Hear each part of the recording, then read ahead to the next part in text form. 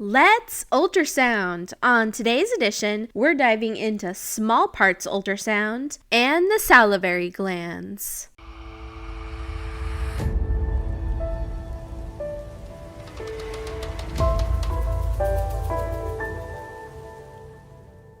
Time for a little anatomy. There's 3 major salivary glands, and they produce saliva, and they excrete the saliva into the mouth via ducts. The first one is the parotid gland, and this is located in front of the ears, and it excretes saliva via the parotid duct, which is also known as Stenson's duct. It has both a superficial and a deep lobe. The next salivary gland is the submandibular gland, and this is located below the mandible, just lateral to the chin, and this excretes saliva via Wharton's duct, which is also known as the submandibular duct, and it also has superficial and deep lobes. Next up is the sublingual gland, and this is located inferior and lateral to the tongue, and it excretes saliva via the ducts of Rivinus or the Bartholin duct. There's also hundreds of tiny glands known as the minor salivary glands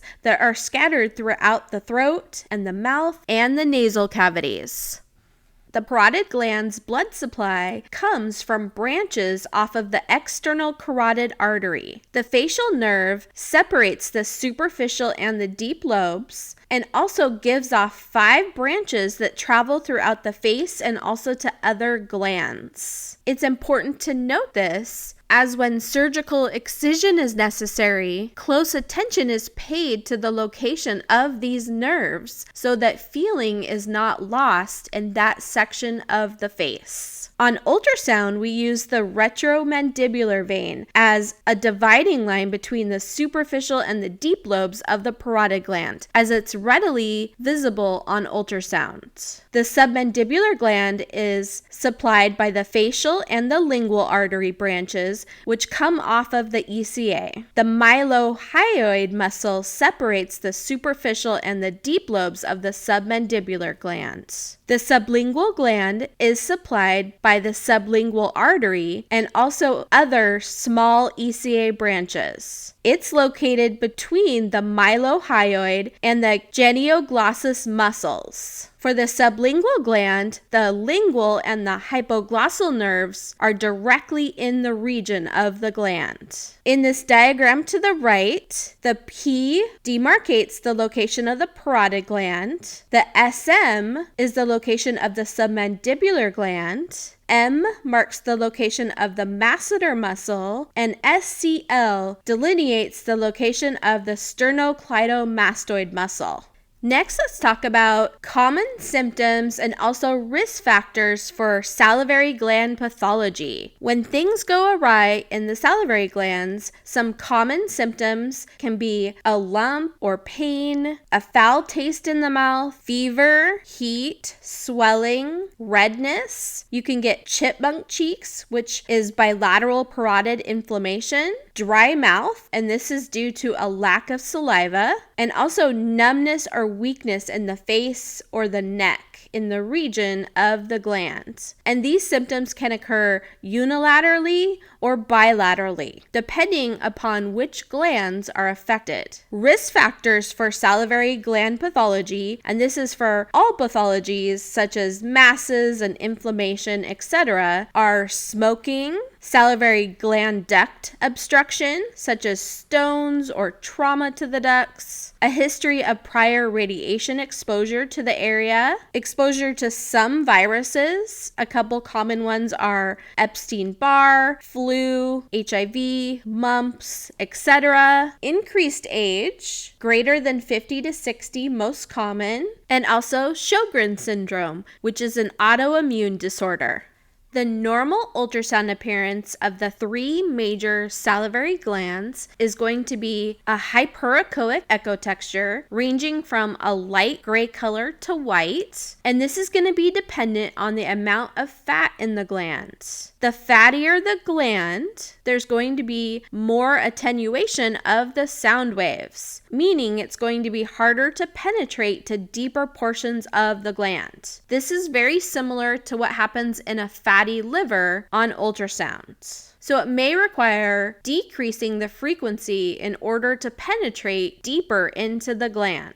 You may or may not visualize small pieces of the duct in the gland. Usually these can only be seen with a high frequency transducer, 10 megahertz or higher, and these small ducts can also be easily obscured by a fatty gland signal. You also may or may not visualize arteries and veins within the gland, which can also be obscured by a gland that has a fatty signal. The parotid gland in a transverse view, most of the time you can view both the superficial and the deep lobes, and this tends to be T-shaped or L-shaped. In the sagittal plane, the parotid gland, most of the time, you only see the superficial lobe, which is going to appear oval and long. It can be more challenging to see the deep lobe in this view. Also, it's very common to visualize lymph nodes within the parotid gland parenchyma. And these are going to appear oval to round in shape with an outer hypoechoic thin cortex and an inner central hyperechoic fatty hilum. The submandibular gland in the transverse view is oval in shape, and in the sagittal plane tends to be slightly triangular shaped. The sublingual glands are small on ultrasounds, and in the transverse plane, they will be an oval shape that's turned on its side, making it taller than wide. And in the sagittal plane, they'll appear oval and small, and wider than tall.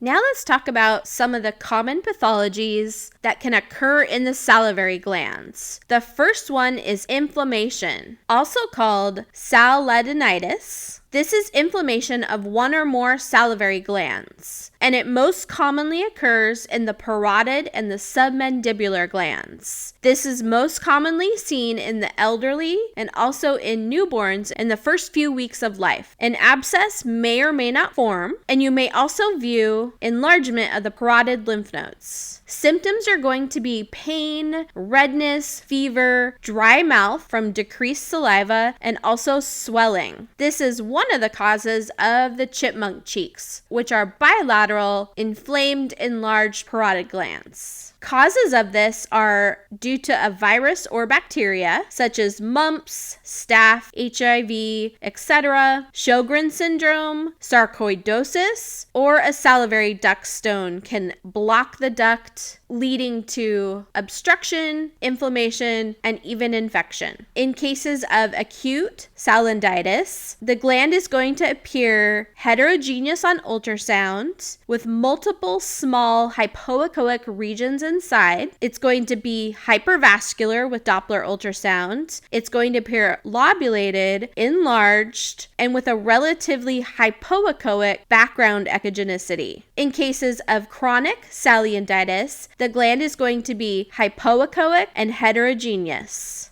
The next salivary gland pathology is sialosis, and this is an enlarged gland, but it's not due to inflammatory response. This is a non-inflammatory enlargement of one or more salivary glands. Most commonly, this occurs bilaterally. It's usually painless. This can be a chronic condition. It's most commonly found in the parotid gland, and it's fairly rare. Causes of sialosis include diabetes, ETOH, which is heavy alcohol use, obesity, liver disease, pregnancy, endocrine disorders, or it can be idiopathic, and it's commonly associated with systemic disorders.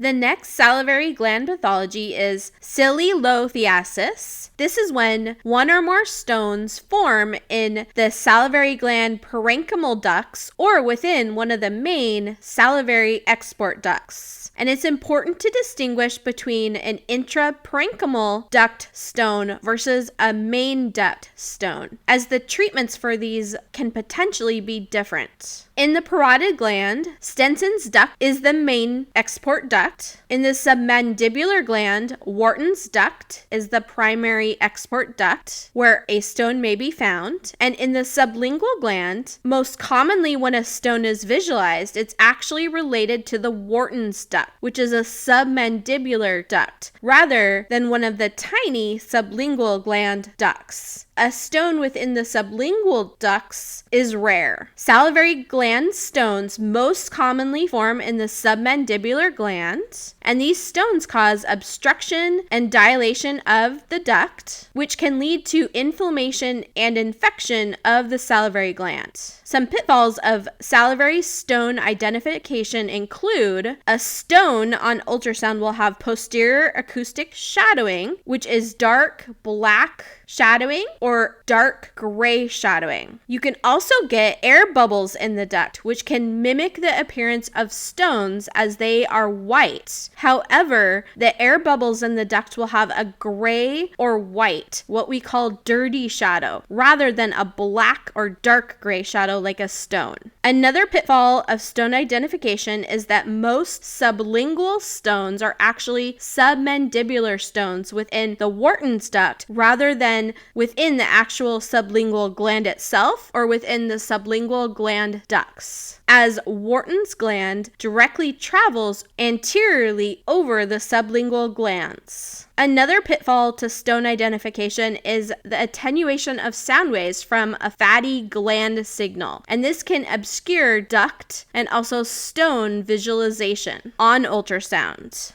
Here are 3 ultrasound diagrams showing common stone locations that can be visualized on an ultrasound. To the far left, we have a transverse left parotid gland, and you'll note that the gland itself is hyperechoic in color, and it's shaped roughly like a T shape, with the top portion of the gland being above the bones, which are the mandible and the mastoid process, and the bottom portion of that deep left parotid forming the base of the T. The retromandibular vein is going to be the dividing line on an ultrasound between the superficial and the deep portions of that transverse left parotid gland. Anterior to the mandible, you'll see the masseter muscle. This is a landmark for locating the duct on an ultrasound. And the Stenson duct, which is the export duct for the parotid gland, is going to run anterior to the masseter muscle. In this diagram, you can see a common stone location for a stone that would be located within the Stenson duct. And it's important to distinguish if the stone is within this Stenson duct, like in the diagram, or if it's intraparenchymal, where the stone would be located within the parenchyma of the parotid. The stone is going to cause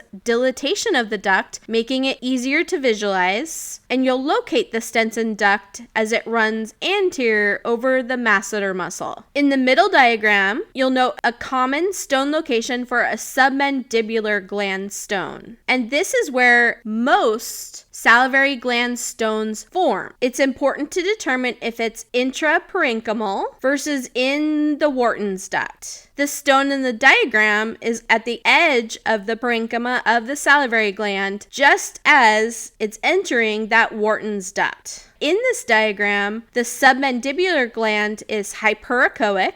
The myelohyaloid muscle can be seen, and Wharton's duct is going to run below the myelohyaloid muscle as it exits the submandibular gland. You'll also note the tongue below Wharton's duct. In the diagram to the far right, a stone is visualized near the sublingual gland. Note, however, that this is actually actually a submandibular gland duct, as Wharton's duct runs anterior over the top of the sublingual glands. On ultrasound, however, the stone can appear as if it's within the sublingual gland parenchyma. Note on this diagram the small ducts of Rivenus. This is where you would find a true sublingual gland stone, which is rare. On the diagram, you can note the connection between the ducts of Rivenus and the tongue, as well as the relationship between the sublingual gland and the Wharton's duct. And that Wharton's duct is going to run over the top of the sublingual gland and below the mylohyoid muscle.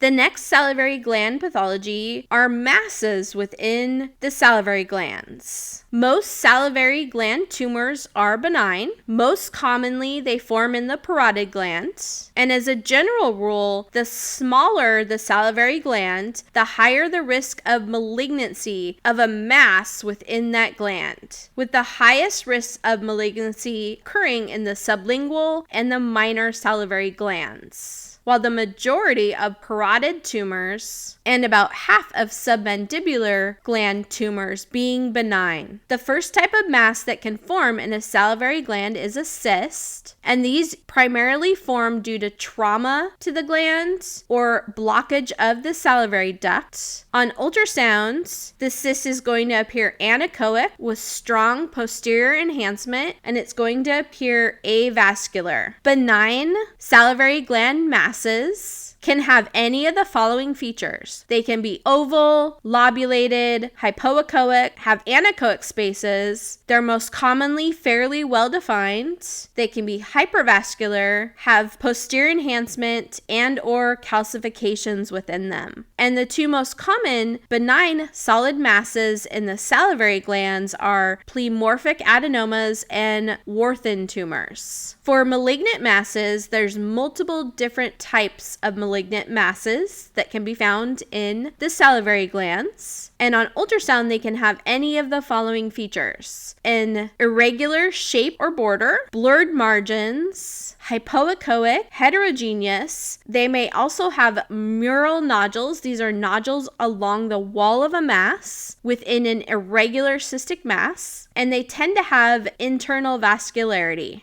Other salivary gland pathologies include lymphoma, metastasis, and Sjogren's syndrome. Lymphoma is related to the lymphatic system, and this cancer can spread to the lymph nodes within the parotid glands. The ultrasound features would be round, enlarged, hypoechoic lymph nodes with absent hilums located in the parotid gland. You can also have metastasis, and this is when primary cancer from another site in the body metastasizes to the salivary glands. Most commonly, this would be a breast, a lung, or a renal cancer. The ultrasound features will be multiple hypoechoic, well-defined masses. Another salivary gland pathology is Sjogren's syndrome, and this is an autoimmune disorder where the immune system attacks the glands that produce saliva and tears, and this causes inflammation of the tear and salivary glands. And the ultrasound features are demonstrated in the image to the left. You'll see a heterogeneous gland, most commonly the parotid gland, with multiple anechoic to hypoechoic spaces within, and a pattern of hypervascularity on color or power Doppler. Now let's discuss the appearance of the different salivary glands on ultrasounds. The image to the left represents the typical appearance of a sagittal parotid gland on ultrasound. The superficial portion of the gland can be visualized anterior to the retromandibular vein, and the deep portion of the gland is posterior to the retromandibular vein. In the sagittal plane, when the gland is fatty, it can be challenging to visualize the deeper portion of the sagittal parotid gland, as well as the ECA. Note that it's typical to visualize lymph nodes within the parotid, which will have thin outer hypoechoic cortex and an inner central hyperechoic fatty hilum. The diagram to the right represents a transverse view of the parotid glands. The parotid gland will be shaped like a T or an L, sandwiched between the mandible and the mastoid process. The retromandibular vein will be the dividing line between the superficial and the deep portions of the gland, with the ECA located posterior to the retromandibular vein. Stenson's duct may or may not be visualized if it's normal, running anterior to the masseter muscle, which is going to be located anterior to the mandible on the ultrasound image.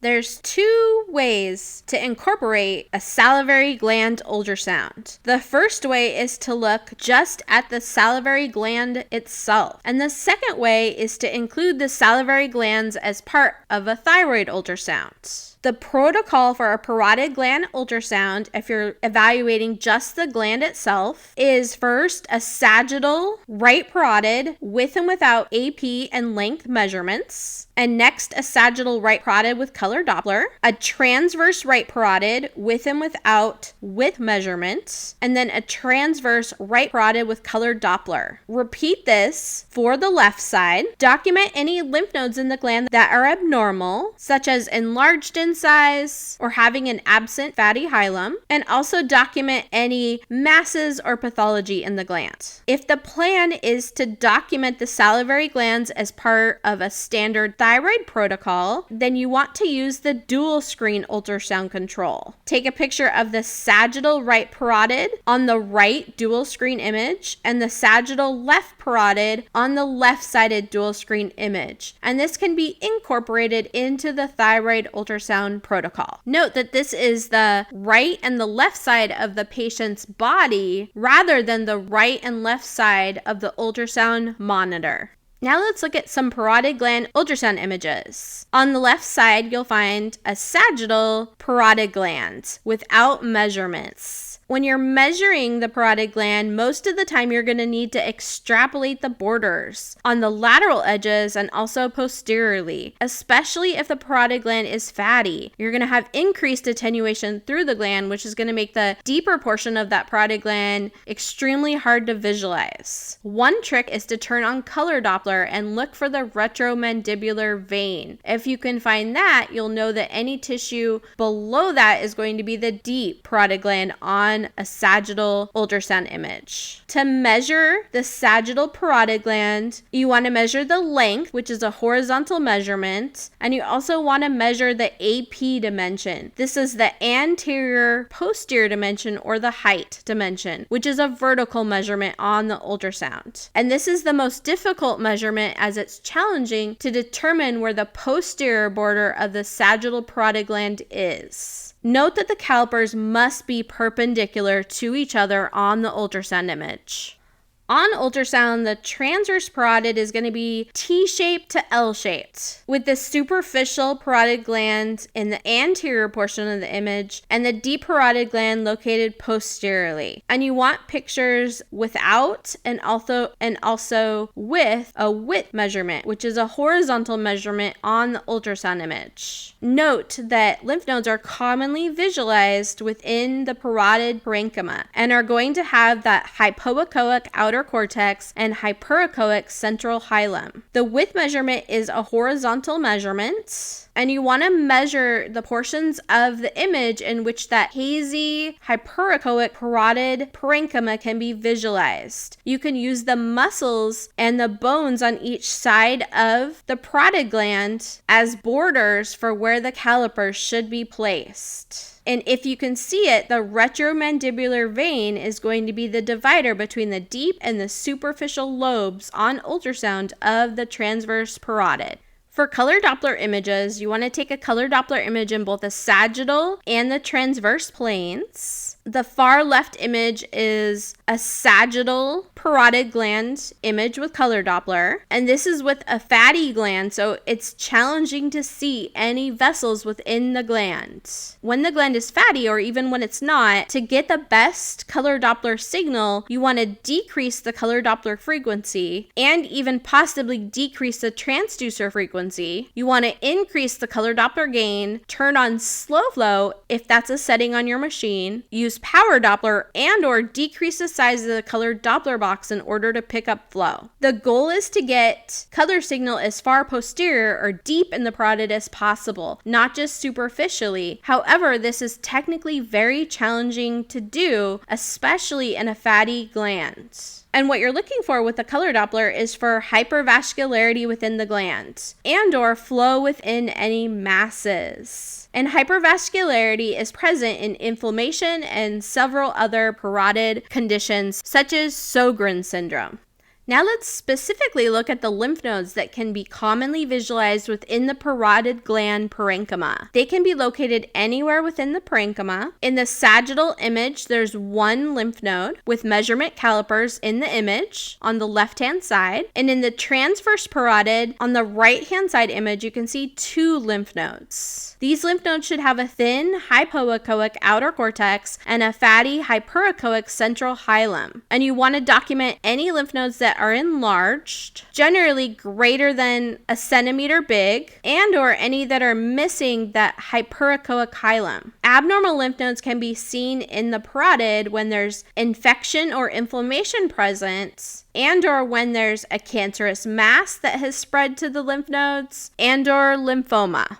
When the salivary glands are going to be imaged as part of a thyroid ultrasound protocol, the following images can be documented. You can use dual screen imaging to image the sagittal parotid glands. On the right dual screen image, take an image of the sagittal right parotid, and on the left dual screen image, take an image of the sagittal left parotid. And you can include this as part of the standard thyroid ultrasound protocol. Note that this is the patient right and left side of the body, not the right and left side of the ultrasound monitor. Another important thing to know about the parotid gland is that you can have an accessory parotid gland. The parotid gland is situated just in front of the lower ear, and then in front of that lies the Stenson duct. This is the salivary duct of the parotid gland. And then just in front of that, you can have an accessory parotid gland, which is a small extra parotid gland.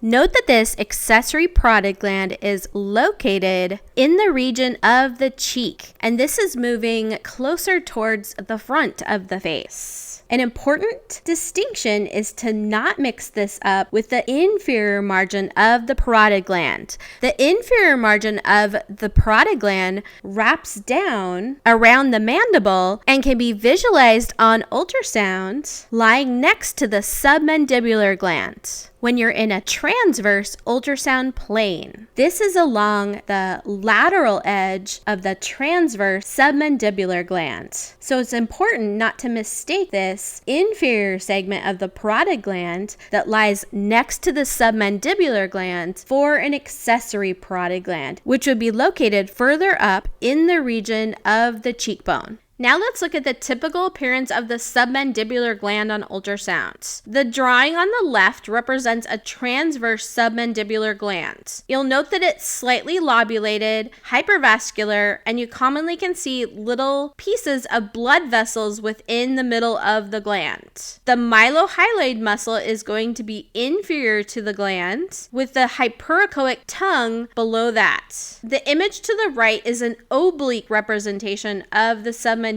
glands. And this is the plane that you want to get in order to try to visualize the Wharton's duct, which would be located below the mylohyoid muscle and anterior to the tongue on ultrasound. It's exceedingly challenging to visualize Wharton's duct unless it is dilated and abnormal, so do not get discouraged if you cannot find this unless pathology is present within the duct. The intraparenchymal submandibular duct would run through the middle when it is visualized. The submandibular glands can also be imaged separately by themselves on an ultrasound or as part of a standard thyroid ultrasound protocol. When they're imaged separately, you want to take a picture of the transverse right or left submandibular gland with and without width and AP measurements. Note that width is going to be a horizontal measurement and the AP measurement is going to be a vertical measurement on ultrasounds. You also want a transverse right and left submandibular gland images with color Doppler. Next, move to the sagittal plane, a sagittal right and left submandibular gland with and without length measurements. Note that length is a horizontal measurement on the ultrasound. And then sagittal right and left submandibular glands with color Doppler. And you want to document any masses, stones, or other pathology that's visualized. To document the submandibular gland as part of a normal thyroid protocol, you want to use the dual screen control on an ultrasound to document both the right and the left transverse submandibular glands. The right-sided dual screen image can be used to document the transverse right submandibular gland, and the left-sided dual screen image can be used to document the transverse left submandibular gland. Note that this corresponds to the right and the left of the patient's body rather than the right and left sides of the ultrasound monitor. Now let's look at some ultrasound images of the submandibular gland. For the transverse submandibular gland, you want to document without and with width and AP measurements. These are a horizontal and a vertical measurement on the ultrasound. The gland is going to appear hyperechoic with a homogeneous signal and will be brighter on ultrasounds and more hyperechoic depending on how much fat is within the gland. And you can commonly visualize small anechoic blood vessels within the center of the gland. You want to also document any pathology that's visualized with and without measurements and color Doppler in two transducer planes. The sagittal right and left submandibular gland should be documented with and without a length measurement, which is a horizontal measurement on the ultrasound. You want to document any pathology. Anterior to the gland on ultrasound will be the subcutaneous fat, and striated muscles will be located laterally and inferior to the gland. And the tongue also may or may not be visualized inferiorly to the submandibular gland. The gland should be hyperechoic in color, but will be brighter white with more attenuation of the sound waves the fattier the gland appears on ultrasound. Transverse and sagittal right and left submandibular color Doppler images should be taken. To optimize the color Doppler signal, you want to optimize the box size and position, decrease the color frequency, optimize the PRF and the color Doppler gain, and or turn on slow flow to improve visualization of color Doppler within the color Doppler box. Small arteries and veins can often be visualized within the middle portion of the gland. And the goal with color Doppler is to look for hypervascularity within the gland or any flow within any visualized masses. And the color Doppler signal is going to be increased with infection and inflammation, cancerous masses, and several other submandibular gland pathologies, such as Sjogren's syndrome. To document the submandibular glands as part of a thyroid ultrasound protocol, you want to use the dual screen ultrasound control so that both the right and the left submandibular glands can be imaged within the same image. In the right dual screen image, you want to image the transverse right submandibular gland, and in the left dual screen image, you want to image the transverse left submandibular gland. And you can place these images at the end of the thyroid protocol along with the other thyroid images, and typically when this is done, the parotid gland is also imaged using dual screen. Note that this represents the right and the left side of the patient's body rather than the right and the left sides of the ultrasound monitor.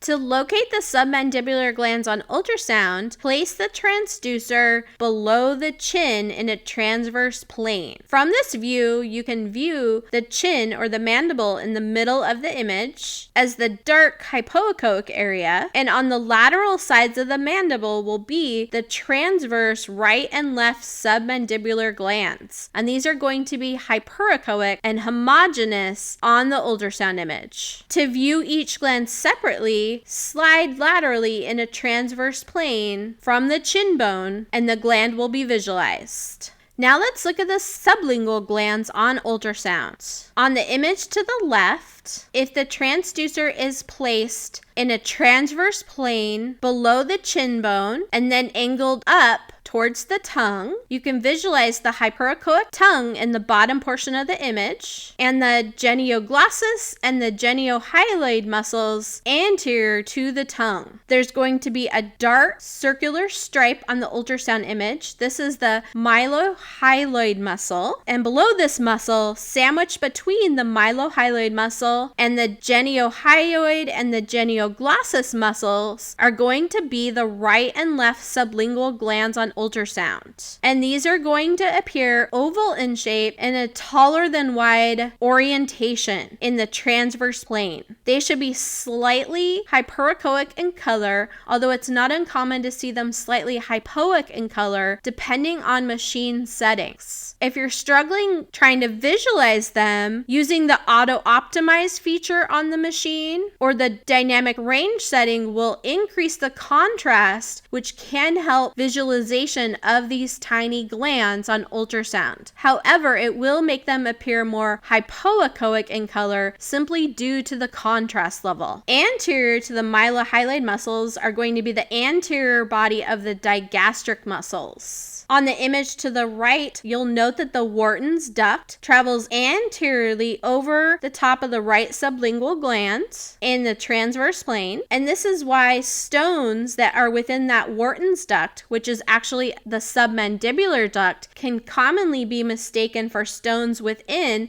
the right sublingual gland. Note the placement of the ducts of the Rivinus. These are the ducts connecting the right sublingual gland to the tongue that export the saliva from the right sublingual gland. This would be a true location of a sublingual stone, which are rare. More commonly, you'll see a stone within Wharton's duct, which is a submandibular stone mimicking the appearance of a sublingual stone. The sublingual glands are usually not included as part of a thyroid ultrasound protocol like the other salivary glands because they are so difficult to visualize on ultrasound. Typically, they're imaged only if salivary gland pathology is suspected. A sublingual gland ultrasound protocol includes obtaining a transverse right and left sublingual gland with and without width and AP measurements, a transverse right and left sublingual gland with color doppler, a sagittal right and left sublingual gland with and without a length measurement, and a sagittal right and left sublingual gland with color doppler. Alternatively, you can also measure both transverse sublingual glands when they're normal, including the width and AP measurements on the same transverse image, as long as the borders of each can clearly be visualized. On the ultrasound image to the right, the red arrows depict the location of the right and the left sublingual glands. You'll note the hypoechoic muscles medially to the sublingual glands and the circular stripe of the mylohyoid muscle anterior to the sublingual glands. These are the landmarks to use on an ultrasound image. There's two methods on ultrasound of documenting the sublingual transverse glands. The first option is to document and measure both of them on the same image, and the second option is to image them one at a time. Documenting them both on the same image is a time saver. However, it can be exceedingly challenging to clearly visualize the borders of both glands in the same image. So this is a pitfall to watch out for. As long as the borders of both glands can be clearly visualized at the same time, you can go ahead and document everything on one ultrasound image. I found that visualization of the transverse sublingual glands was much easier when performed on only one image. You want to ensure to include a width measurement, which is a horizontal measurement, and an AP measurement, which is a height or vertical measurement, and also a transverse color Doppler image. If a stone is visualized, most commonly it's going to be related to the Wharton's duct, which is the submandibular duct when it passes over the sublingual gland. Although on ultrasound, this may appear to be part of the sublingual gland. Now let's look at some images of the transverse sublingual gland on ultrasound. The image on the left is an image of the transverse sublingual gland without color Doppler. And the gland is going to be hypo to hyperechoic depending on the amount of fat in the gland and also depending on the contrast settings of the ultrasound image. And the gland will be oval in shape, taller than wide, and homogeneous. It's going to have a slightly lighter echogenicity than the surrounding muscles, and you want to carefully look for any sort of mass or stone. On the image to the right is a color Doppler image of the transverse sublingual gland, and this is the right sublingual gland. With color Doppler, you're looking for any hypervascularity in the gland or any vascularity within a sublingual mass. And it's important to carefully optimize the color Doppler image with a smaller color Doppler box and position of the box. And you also may need to use slow flow, a decreased color frequency, and carefully optimizing the color Doppler gain and the PRF in order to visualize any flow within the gland. The sagittal sublingual gland is exceedingly challenging to visualize on ultrasound unless it is abnormal. And I found really the only way to distinguish the borders of this is by increasing the contrast of the image. An image should be taken of the sagittal right and left sublingual gland with and without a length measurement, which is a horizontal measurement. And the gland is going to be small and oval in shape and next to the dark, shadowy mandible bone. Use this as a landmark. Also, it will be inferior to the muscles, which are going to look like dark hypoechoic striated linear structures anterior to the gland. It's also important to use a high frequency transducer. 10 to 12 megahertz is ideal. And also note that when the gland is high in fat concentration and hyperechoic, it's going to blend even more into the surrounding tissues. Color Doppler images should be taken of the transverse and the sagittal right and left sublingual glands. And typically there's little to no flow within the glands on ultrasound, and it's going to display a very minimal color Doppler signal. And in order to obtain this very tiny color Doppler signal, color Doppler optimization is a must. If you enjoyed today's ultrasound topic and would like further videos on ultrasound, don't forget to like, comment, and subscribe, and tune in on Wednesdays when new content is released on Sonography Minutes.